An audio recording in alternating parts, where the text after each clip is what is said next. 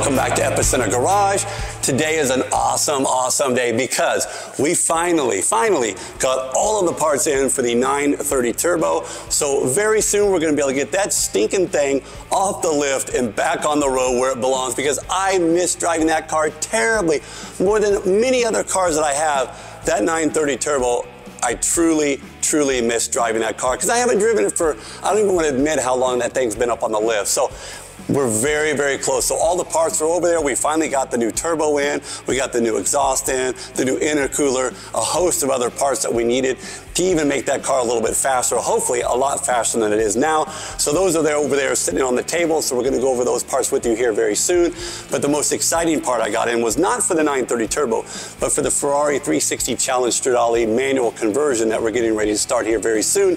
We got the, finally we got the center console in, the carbon fiber center console, which matches the interior perfectly. So we're getting ready to start on that project very soon. But unlike the 930 Turbo, I want to have all the parts for the 360 conversion here, which they are here now. So now we just need to button up the 930 Turbo, get that puppy down on the ground, and so we can start on the 360. But today, this episode is primarily about my brand new to me 1995 C36 AMG Mercedes with nearly a 250,000 miles on it. Now, I bought this car from Daniel's son that works for the Car Wizard, and many of you guys might know this was part of Tyler Hoover's, or part of his Hoopty fleet. So he's owned this car for many years, a lot of miles on it. I believe he bought it out from somebody out in California, drove it around out there, and then eventually had it shipped back, and then sold it, and then eventually bought it back, and then gave it away on his Christmas special, which Daniel's son then made an incredible putt and won this car. And I was lucky enough to be able to get his phone call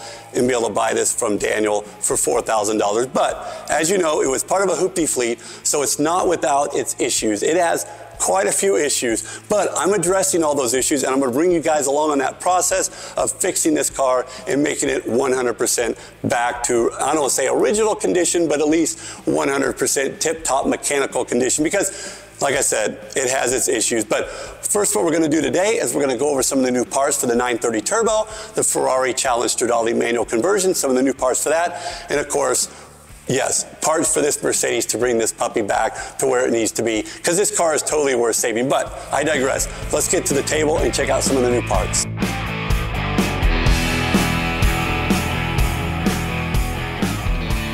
Well, the first part I'm going to show you guys has nothing to do with the Porsche, the Ferrari, or the Mercedes, but actually my Cosworth Sierra. So I got a brand new fuel pressure regulator. As many of you chimed in on the episode regarding the Sierra, said, Brian, you need to go ahead and change that fuel pressure regulator because it will fail and eventually or possibly burn your Sierra to the ground. So thank you guys for all of you that chimed in the comments regarding the fuel pressure regulator. So yes, I do have one, a really nice racing version I ordered from the UK. So that is the first part I'm going to put on as soon as I get that car back from Johnny, aka the Car Ninja up in Wichita.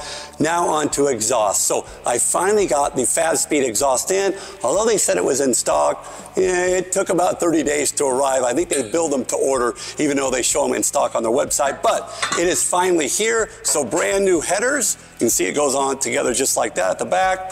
The turbo bolts on right here. And this exhaust system actually has the heater boxes on it so I can maintain and still have a heater when I drive that car in the cold temperatures. And of course, along with the exhaust, I went ahead and ordered a 1-bar boost spring because Euro Asian Bob came down and let me drive his very fast white 930 Turbo. Thanks a lot, Bob, for stipulating, or not stipulating, but making me buy this stuff so I can at least compete with you a little bit as far as speed, because that car was really fast. And that, of course, was the impetus to get all these other parts in. Boost spring, exhaust, and brand new K27 Turbo. You can't go with exhaust without, obviously, maybe, well, I could have, but I didn't. Brand new K27 Turbo. Man, that thing is heavy. And as long as you have a new turbo and a 1-bar boost spring, of course, you need to be able to go along with that and help cool things a little bit better. A brand new Fab Speed, really thick intercooler.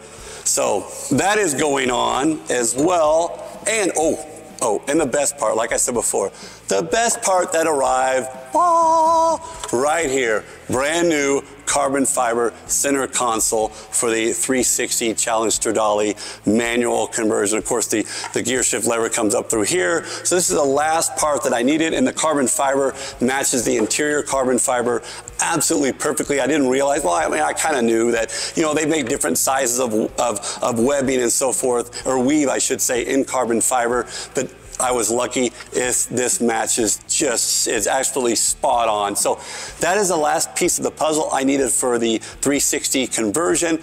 And so we're going to get started on that very, very soon, as well as, oh, and back to Porsche parts, the shortest oil lines you've ever seen. The front of the port by my 930 Turbo was starting to seep a little bit on the front oil lines, so brand new oil lines there.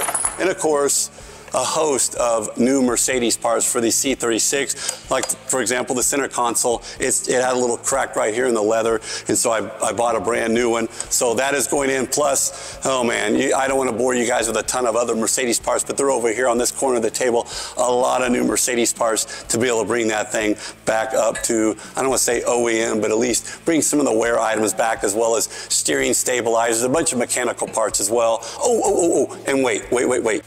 Oh yeah, throw this one in here as well. Brand new Fuchs wheels, not brand new, but completely finished for a car I really haven't even shown you guys yet, but I finally got my 1972 911 back, my Albert Blue 911. It's been pretty much, I don't want to say completely restored, but gone through extremely well. New paint, a bunch of new mechanical stuff. The engine's been redone, so that is back. And I'm going through and sorting that car now, but it has some black Fuchs wheels on it, and I really wanted the kind of the polished, and I don't want to say polished, but kind of brushed aluminum look. And so I did pick these up from Bring a Trailer. So these finally arrived, and I've got some really cool vintage tires to be able to mount on these rims. These are 15 by 7s, and I think this was the 15 by 8, but 15 by 8s on the rear and 15 by 7s on the front. So you guys are going to get a little bit of a sneak peek, or, well, actually I'll end up doing a full episode on that car here very soon, so stay tuned for that. But I had to show you the wheels because they're just, oh man, I just can't wait to get these suckers on there. So that being said, let's get back over to the Mercedes so I can kind of go through what I'm doing on that car as far as the interior, and I want to show you the wheels that I put on that car as well. The first thing I did when I got the C36 home is I immediately swapped out the rims, primarily because I had to. The one side, this side over here had a 17-inch wheel on it. The other side had an 18-inch wheel, and of course the front had 18-inch. Well, the original car actually comes with 17-inch rims from the factory, and at some point they were upsized to these 18 by 9s and 18 by 8s in the front. But I had a set of really cool comp motive DTM looking wheels that I had on a 500E Mercedes in 1993 that I was stupid, and I sold that car like an idiot. That's one car that I will totally regret my entire life for selling. So I'm looking for another one though. So if you know of one, let me know. But I'm digressing here. But I went ahead and mounted these comp motive 18 by 9s and 18 by 8s on the front. And I mounted brand new 255, 35, I think, 18-inch tires. And I want to say that maybe they're 225, maybe 40 ZRs on the front. But I really like these wheels in this car. It gives it that DTM look. But the only thing I don't like about these rims is comp motive ships them with these chrome plastic wheel covers that stick out too far. They just don't look very, I don't want to say high quality, because they are, but I just don't like the look of it on these rims, especially with the car. So what I'm going to end up doing is I'm going to end up 3D printing brand new center caps. They won't stick out nearly as far. They'll be black. I'm going to end up sanding them down and painting them black. You won't even be able to tell they're a plastic 3D printed part. And we'll end up snapping these on, and I think that's going to make it look a lot better. But I don't know, these rims have really grown on me on this car. I'll probably keep them on, even though I'll refinish the 18 by 9s and the 18 by 8 monoblock wheels, even mounting new tires on it. So we'll probably end up switching them back and forth, but yeah, I really like these wheels on this car. So that wraps it up for my nearly 250,000-mile C36 Mercedes. That was very cheap, but I have a feeling the $4,000 that I spent on this is going to be a drop in the bucket. Hopefully you guys stick around, see everything that I do with this car. Thanks again for watching. We'll see you again next time.